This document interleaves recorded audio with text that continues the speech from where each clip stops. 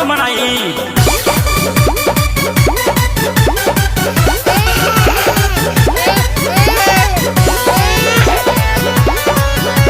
Music by सुन कैले बगाने छिलाई के खाली रोतावे ये करामाई के। ए देवटी काहे बकर बकर बोलतानी हे? सुन कैले बगाने छिलाई के खाली रोतावे ये करामाई के। नहीं माने लो देह ताने लो भला कैसे मनाएगा कोई।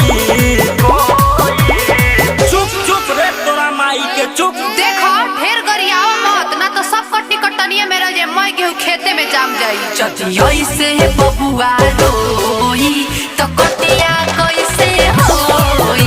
जतियोई से बबुआ रोई तो कटिया कैसे होई। presented by Kanha Music Dhabi।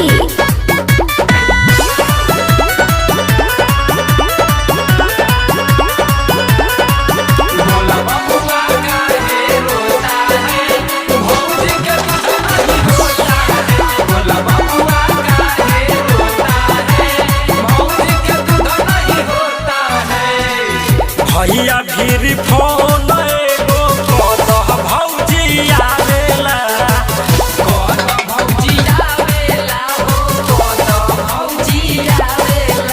काहे कइले रहबी ए देवर जी? तो का भइले भौजाई? कहनी की पपुनी आए मगे हुआ काटा बेला। गेहुआ काटा बेला हो गेहुआ काटा बेला। लागल बा आसमान पावे निराश रोजे रोजे हमर रहिया जोही।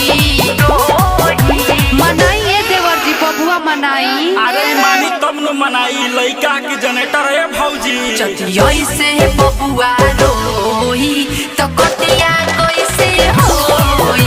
जतियोई से बबुआ रोई तो कटिया कैसे होई।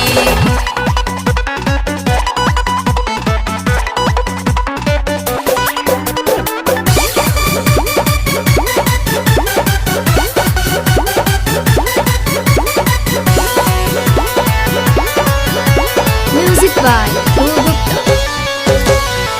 राइटर ऋतु पाती जी से भेज भौजी हाल हो।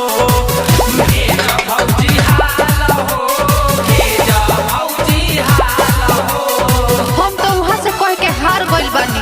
अरे तो त्रिलोकी बाबा से कह के देखो। चपल के हुनई खे मंटू प्रेमी कर ख्याल हो।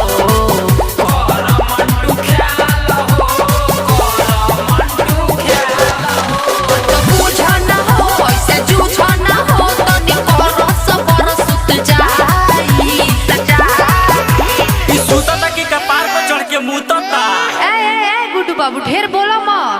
मैं जुल्फी झारल छोड़ा देम साथे साथे गोलुओ बाबू के रंगदारी छोड़ा दे। साथ थेथरे बारे जतियोई से बबुआ रोई तो कटिया कैसे होई। जतियोई से बबुआ रोई तो कटिया